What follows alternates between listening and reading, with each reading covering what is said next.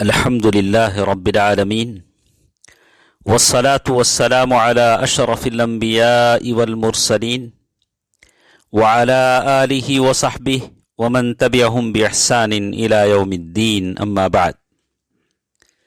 محترم اسلامی بھائیوں اور بہنوں،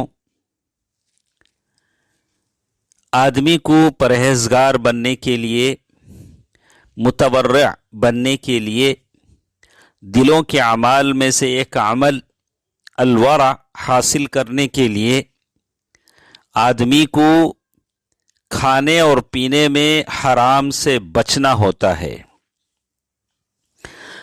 صحابی رسول صلی اللہ علیہ وسلم ابو ہریرہ رضی اللہ تعالی عنہ فرماتے ہیں، اللہ کے نبی صلی اللہ علیہ وسلم نے فرمایا، ایھا الناس ان اللہ طیب لا يقبل الا طیبا وان اللہ امر المؤمنین بما امر به المرسلین فقال یا ایھا الرسل کلوا من الطیبات وعملوا صالحا انی بما تعملون علیم۔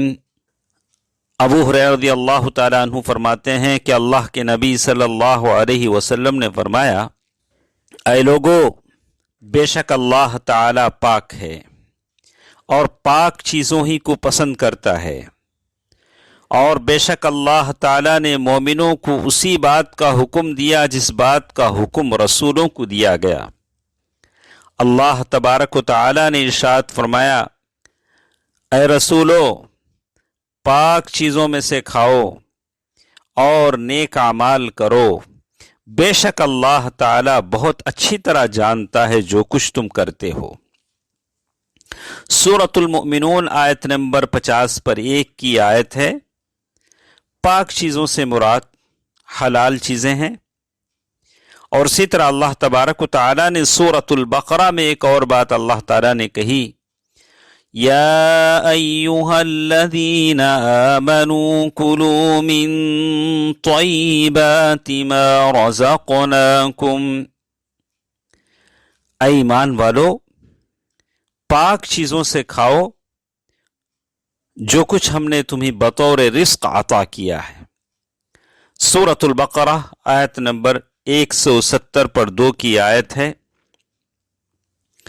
پھر اللہ کے نبی صلی اللہ علیہ وسلم نے ایک آدمی کا تذکرہ فرمایا، یطیل السفر، ثم ذکر الرجل یطیل السفر اشعث اکبر یمد یدیہ الی السماء یا رب یا رب ومطعمہ حرام ومشربہ حرام وملبسہ حرام وغذی بالحرام فأنا یستجاب لذلک۔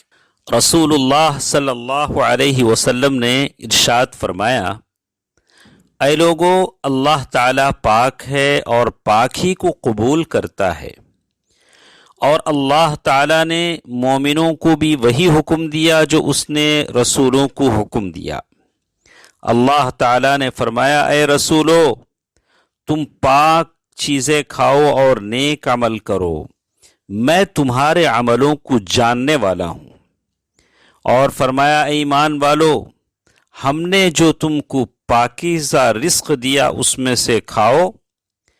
پھر اللہ کے نبی صلی اللہ علیہ وسلم نے ایک ایسے آدمی کا ذکر فرمایا جو لمبے لمبے سفر کرتا تھا،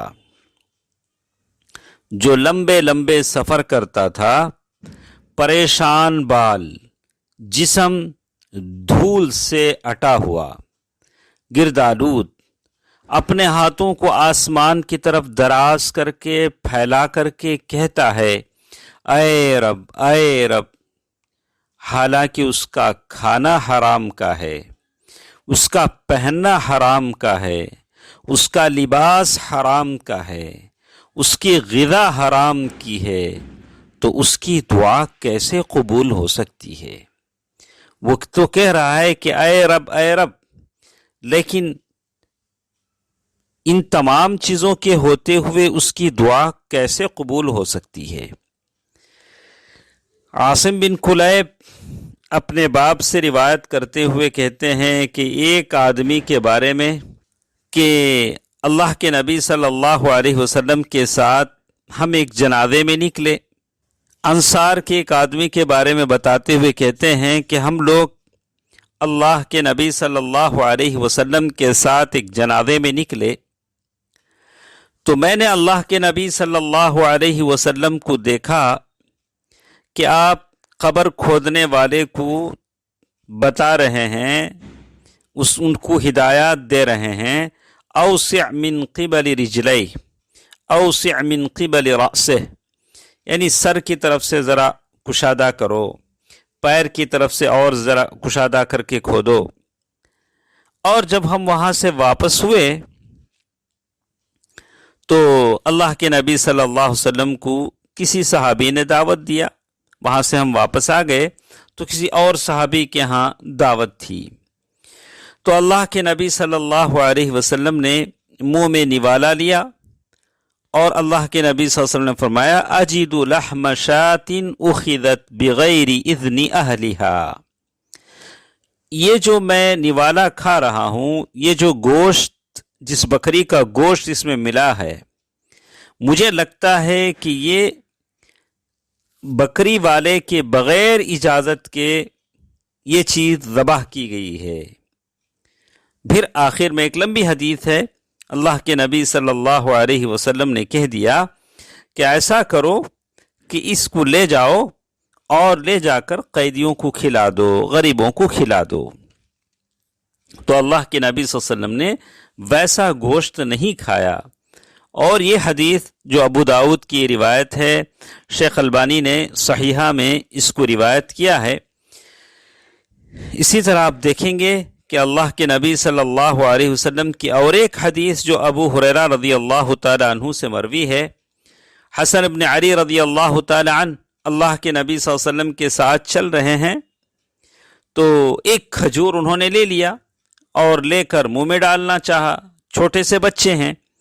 اللہ کے نبی صلی اللہ علیہ وسلم نے فرمایا کخ کخ، ایسا کرو اس کو پھینک دو، اس کو پھینک دو، اس لیے کہ ہم لوگ صدقے کا مال نہیں کھاتے ہیں. سبحان اللہ، یہ تورع ہے، یہ پرہیزگاری ہے. اللہ کے نبی صلی اللہ علیہ وسلم نے ساری امت کو تعلیم دی کہ اپنے منہ میں جانے والے ہر نوالے پر غور کرو کہ یہ حلال کا ہے یا کسی اور سے اس کی کمائی حاصل ہوئی ہے. اللہ کے نبی صلی اللہ علیہ وسلم اسی لیے کہتے ہیں مر بثمرۃ فی الطریق، اللہ کے نبی صلی اللہ علیہ وسلم کا گزر راستے میں ہوا، یہ کھجور پڑا تھا.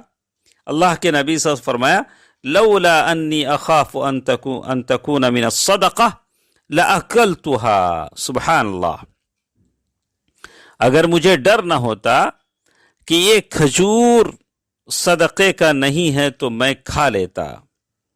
اللہ کے نبی صلی اللہ علیہ وسلم کا یہ تورع دیکھیے اور ہماری غفلت دیکھیے کہ ہم لوگوں کی کیا حالت ہے. جیسے بھی ہماری روزی روٹی میں کوئی چیز آ جاتی ہے، بہت کم لوگ ہوتے ہیں جو ان باتوں پر غور کرتے ہیں کہ میں کیا کھا رہا ہوں. اس سے بھی بڑھ کر ابو ہریرہ رضی اللہ تعالی عنہ کی ایک حدیث کی طرف میں اشارہ کرتا ہوں. کہتے ہیں اللہ کے نبی صلی اللہ علیہ وسلم سے مرفوعاً روایت کرتے ہوئے کہتے ہیں انی لانقلب الى اہلی فاجد التمرة ساقطة على فراشی فارفعها لأکلها ثم اخشى ان تكون صدقة فالقیها. اللہ کے نبی صلی اللہ علیہ وسلم کی حدیث بتاتی ہے، وہ کہتے ہیں کہ میں اپنے گھر جاتا تو مجھے وہاں بستر پر کوئی کھجور پڑا ہوا مل جاتا اور میں اس کو ہاتھ میں اٹھا کر کھا لینا چاہتا. پھر میں ڈرتا کہ کہیں یہ کھجور صدقے کا نہ ہو تو میں اس کھجور کو چھوڑ دیتا. سبحان اللہ، اپنے گھر میں اپنے بستر پر پڑا ہوا کھجور نبی کریم صلی اللہ علیہ وسلم کو مل رہا ہے، لیکن اس ڈر سے کہ کہیں وہ صدقے کا نہ ہو، اللہ کے نبی صلی اللہ علیہ وسلم اسے کھانے سے بچ رہے ہیں۔ سبحان اللہ۔ پھر ایسے وہ